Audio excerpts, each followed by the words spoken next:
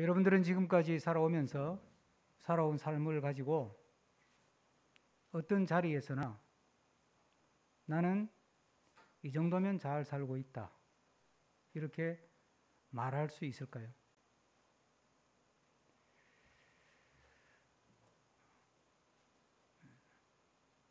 사도 바울은 지금 신문을 당하고 있는 중입니다. 그런데 이 본문의 광경을 이렇게 그려보면 바울은 굉장히 당당합니다. 밀리는 게 하나도 없어요. 벨릭스 총독 앞에서도 밀린 적이 없고 베스도 총독 앞에서도 한치도 밀린 적이 없어요. 지난주부터 이어지는 오늘 본문은 아그리빠 왕 앞에서 지금 신문을 받는 모습인데, 아그리빠 왕 앞에서도 한치의 망설임도 밀리는 모습도 없어요. 너무나 당당해요. 너무나 자신에 차 있어요. 자기 삶에 대해서 아그리빠 왕이 26장 1절에 그럼 너가 할 말하면 해보라 그럴 때 바울은 당당하게 자기의 삶을 오픈합니다. 내가 살아온 삶에 대해서, 그리고 지금 내가 처한 처지에 대해서 당당하게 이야기합니다. 내가 잘 살고 있다고. 잘 살아왔고 잘 살고 있고 앞으로도 잘 살 거라고. 그런데 바울이 이렇게 당당하게 자신감에 넘치는 삶을 내어놓는 그 근거가 뭐냐는 거예요. 여러분들이 만약에 어떤 상황에서도 자녀들 앞에서나 직장에서나 이웃 사람들과 대화하면서 나 이만하면 잘 살고 있어, 그렇게 말한다면, 할 수 있다면 그 근거가 뭐냐는 거지. 사도 바울은 사실은 이렇게 당당할 만한 근거가 없어요. 이렇게 자신감 있게 왕 앞에서도 안 꿀리고 총독 앞에서도 안 꿀리고 이렇게 당당하게 어깨에 힘주고 그렇게 탁 자기를 내놓을 만한 게 아무것도 없어. 사실은 스펙은 좋은데, 바울이 가진 스펙은 좋은데 이루는 결과를 놓고 지금 현재 처지를 놓고 보면 돈을 번 것도 아니고 사회적인 지위와 명예를 얻은 것도 아니고 지금의 처지는 그냥 억울하든 어쨌든 재판받는 처지에 있는 거예요. 그렇다고 뒷 배경이 좋아가지고 한번 두고 봐라, 좀 있으면 짠하고 나타난다, 그런 배경이 있는 것도 아니고, 그럼에도 불구하고 바울은 너무나 당당하고 너무나 자신감이 차 있다는 것입니다. 무엇이 바울로 하여금 이렇게 자신감에 차 있는 삶을 고백하게 만들고 또 그런 삶을 살아가도록 만들었을까? 오늘 이 말씀을 보면서 나는 정말 잘 살고 있다, 누가 묻든 난 잘 살고 있어, 그리고 내가 잘 살고 있다고 하는 근거는 이거야 라고 내어놓을 수 있는 것이 무엇일까? 한번 스스로를 점검하면서 함께 묵상하는 시간이 되기를 바랍니다. 지난주부터 이어지는 본문이기 때문에 그냥 본문으로 바로 들어가죠. 아그리빠 왕이 너 할 말 해보라 그러니까 이제 앞에 나와서 아그리빠 왕에 대해서 이렇게 쭉 세우는 이야기를 한마디 하고 나서 자기 이야기를 꺼내요. 그게 이제 오늘 본문 앞부분의 9절부터인데 9절부터 쭉 자기 이야기를 합니다. 그러면서 이게 쭉 오늘 본문에 이어지는데, 특히 이제 자기 이야기가 집중적으로 이루어지는 부분이 9절에서 19절까지 쭉 이어지는데, 그 중에 우리가 눈여겨보아야 될 구절들이 있어요. 그게 9절, 16절, 19절이에요. 9절 한번 다 같이 읽어보겠습니다. 9절, 다 같이 26장 9절을 한번 읽습니다. 나도 나사렛 예수의 이름을 대적하여 많은 일을 행하여야 될 줄 스스로 생각하고, 예수 믿는 사람은 저 죽여야 된다라고 하는 그 생각에 스스로 동의가 됐어요. 정통 유대교의 입장이지만 그걸 자기 스스로 받아들였고 주체적으로 판단하고 결정해서 앞장섰어요.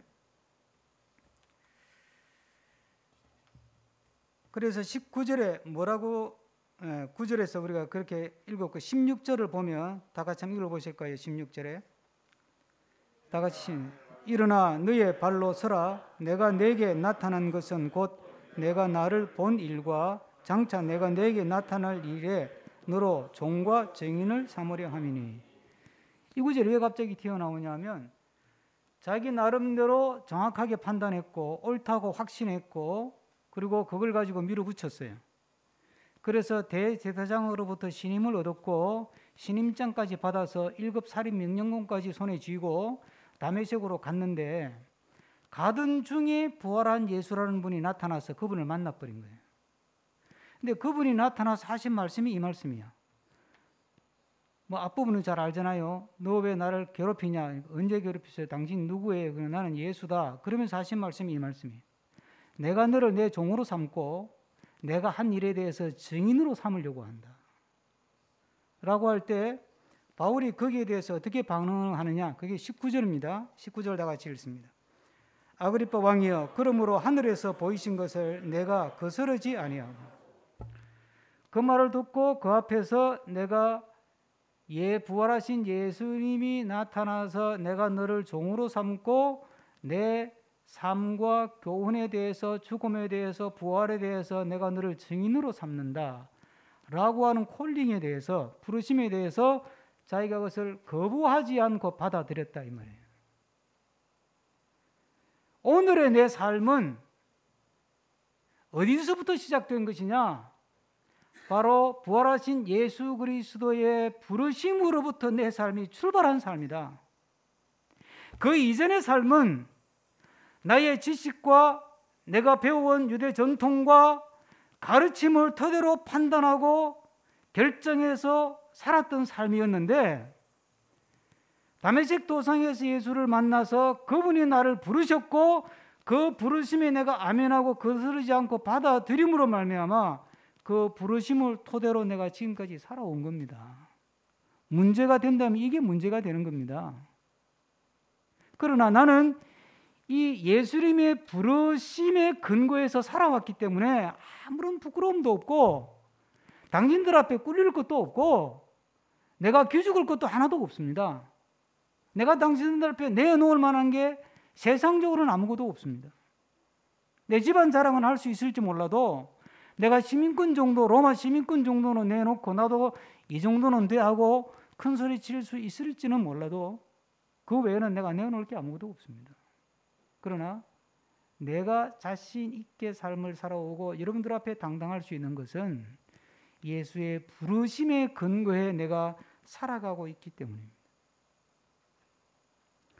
여러분, 이 하나님의 부르심이라는 거, 그 하나님이 우리를 부르셨다고 하는 이 사실은 우리 그리스도인들이 이 세상을 살아가면서 긍지와 자부심을 가질 수 있는 아주 중요한 토대가 되는 거예요. 기독교 역사 속에서는 또 기독교의 세계관 속에서는 심지어 직업조차도 하나님의 부르심이라고 표현을 했어요. 그 보케이션이라는 말이 불렀다는 뜻이잖아요. 부르심, 소명이라는 말이에요.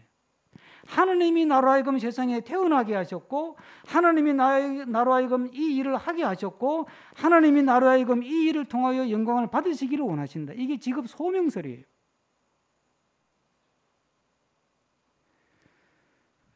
소명에 대해서는 여러분들이 많이 들으셨을 줄 아는데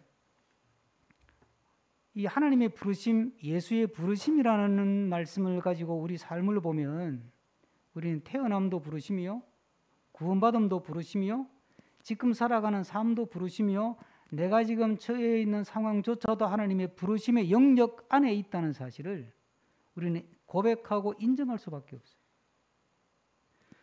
이 부르심 또는 소명과 관련해서 가장 대중적이면서도 무게 있는 책을 쓴 사람은 오스 기니스라고 하는 기독교 작가지요.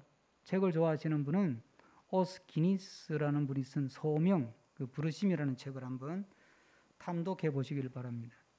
그분이 소명이라는 책에서 소명이 뭐냐를 설명할 때 하나님이 우리를 그분께로 부르셨기에 우리의 존재 자체, 우리의 행위 전체, 우리의 소유 전체가 특별한 헌신과 역동성으로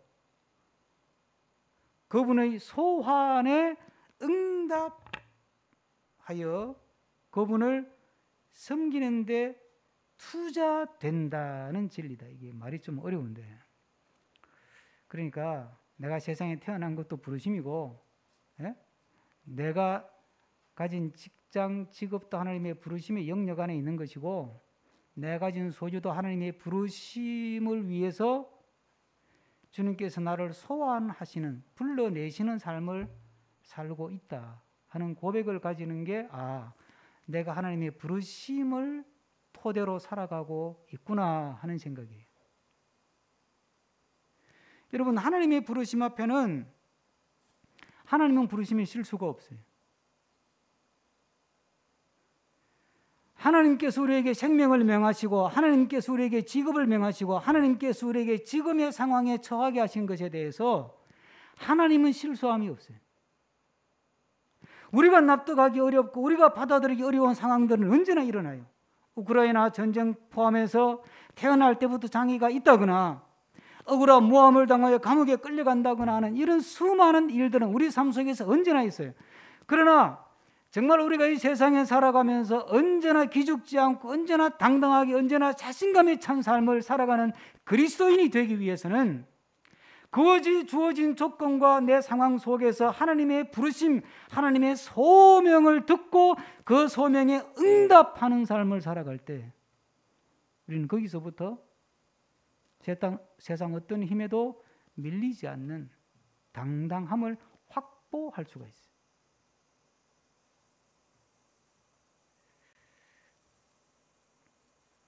여러분은 주님의 부르심 안에 내 삶이 있다고 생각하십니까? 지금 여러분의 삶이나 지금 여러분의 처해져 있는 상황조차도 하나님의 부르심의 영역 안에 있다고 하는 것을 인정하고 받아들이십니까?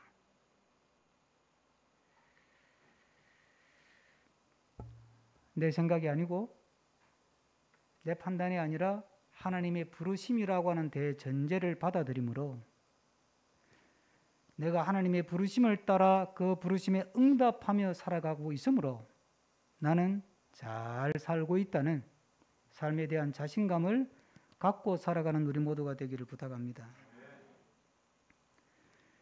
그렇게 자기의 삶은 하나님의 부르심에 근거한 것이라는 이야기를 하면서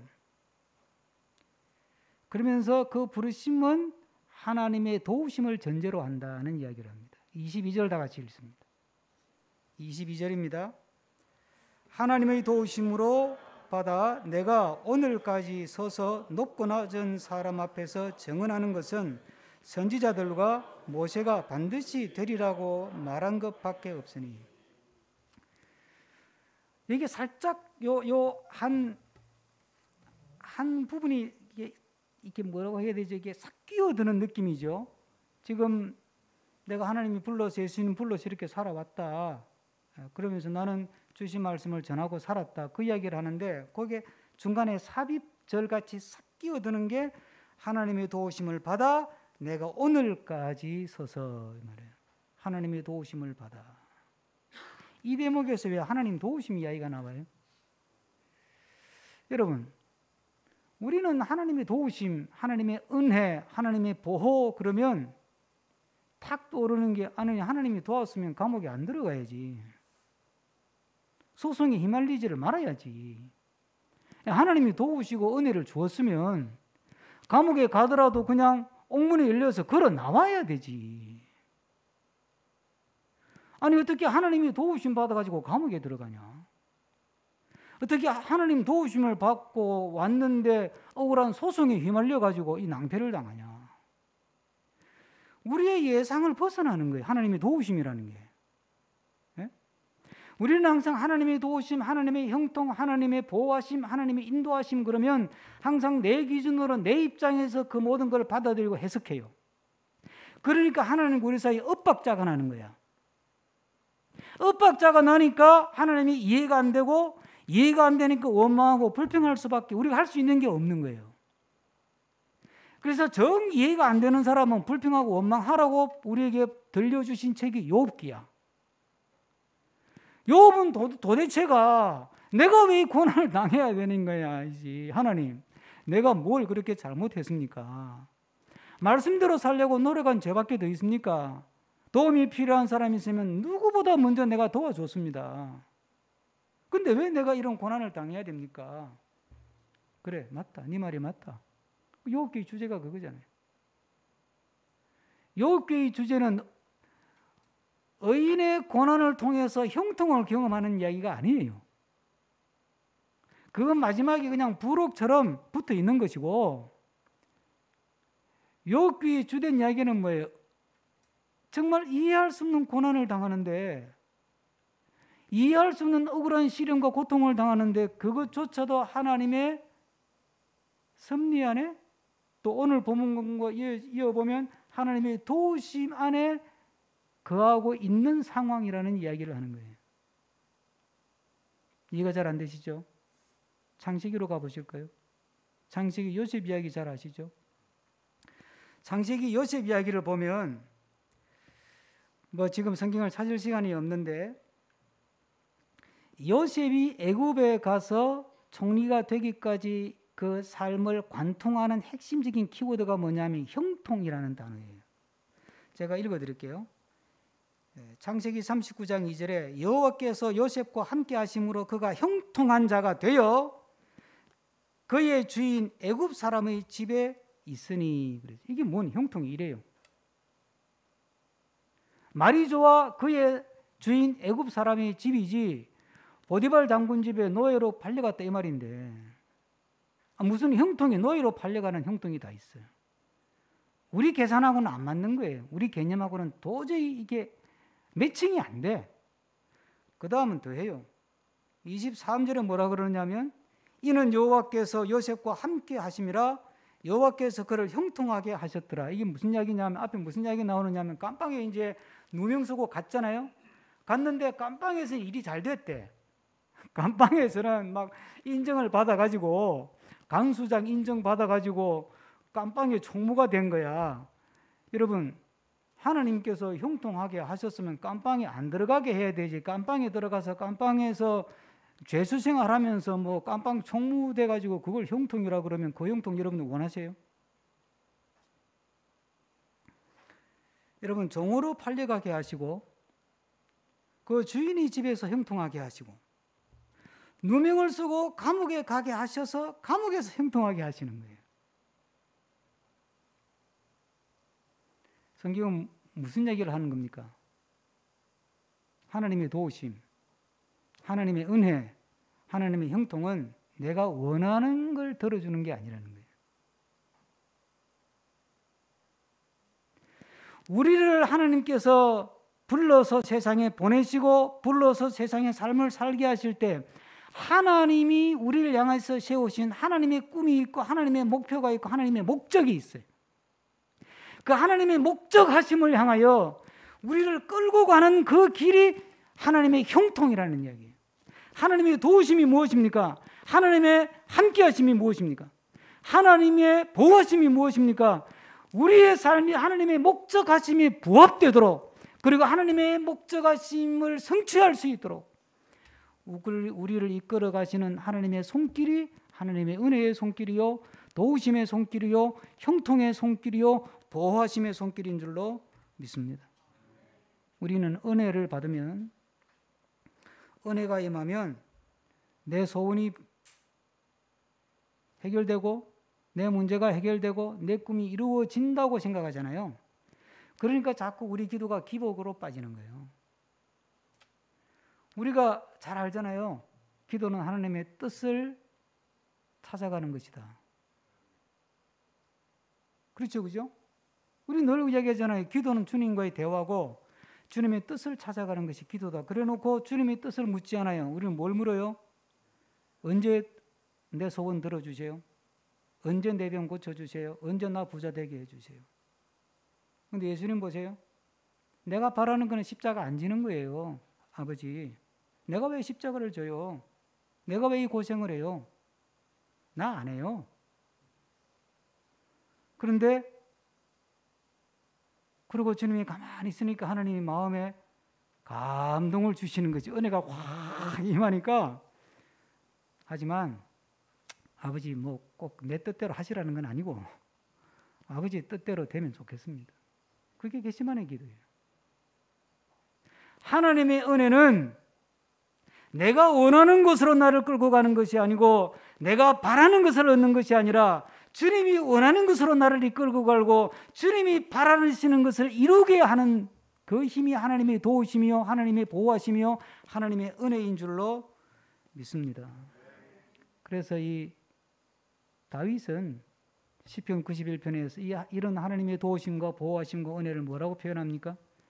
지존자의 은밀한 곳 그랬어요. 그리고 전능자의 그늘 이렇게 표현을 했어요.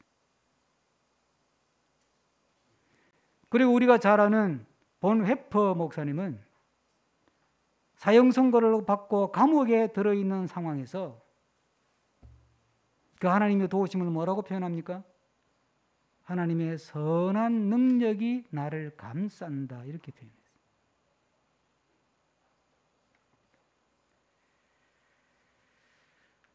우리는 시온의 대로를 시원스럽게 달릴 때나 비포장 도로를 길도 없는 밀림과 같은 정글과 같은 그 길을 뚫고 헤치면서 죽을 고생하면서 갈 때나 우리는 하나님의 도우심 안에 있다는 사실을 깨달으시기를 주의 이름으로 축복합니다. 기쁠 때나 슬플 때나 밝을 때나 어두울 때나 편할 때나 힘들 때나 속이 시원하고 후련할 때나 답답하고 너무 괴로울 때나 우리는 하나님의 도우심 안에 있습니다. 전능자의 그늘에 있는 것입니다. 선한 능력이 나를 감싸고 있다는 것을 보고 고백하고 인정하고 붙들 수 있기를 주의 이름으로 축복합니다.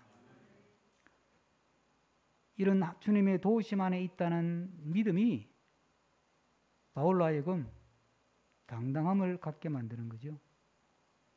끝으로 하나 생각해 보는 것은 6절에 바울이 뭐라고 하느냐면 자기가 이제 전한 말씀에 대해서 설명하면서 하나님이 약속하신 걸 바라는 까닭이라 내가 지금 고소받는 거는 하나님이 약속하신 것을 내가 소망하기 때문에 내가 지금 고소당했습니다. 이 말이에요. 그 다음에 22절 오늘 조금 전에 읽었던 그 끝부분에도 뭐라 그러냐면 내가 증언하는 게 뭐냐면 선지자들과 모세가 반드시 되리라고 말한 것밖에 없습니다. 내가 한 말은 그럼 성경이 말한 걸 한 겁니다. 내가 지어낸 것도 아니고 내 생각을 집어넣은 게 아닙니다. 그래서 나는 떳떳합니다. 나는 말씀을 벗어난 적이 없습니다. 나는 하나님의 약속을 놓친 적도 없고 하나님의 약속을 벗어난 적도 없고 선지자들과 모세의 글이라는 말은 요즘 우리식으로 표현하면 구약 성경이죠. 나는 하나님의 말씀을 외면한 적도 없고 하나님의 말씀을 벗어난 적도 없고 나는 하나님의 말씀의 영향권 안에서 살아왔고 지금도 그 일을 하고 있고 지금도 그렇게 살고 있기 때문에 내가 밀릴 것도 없고 꿀릴 것도 없고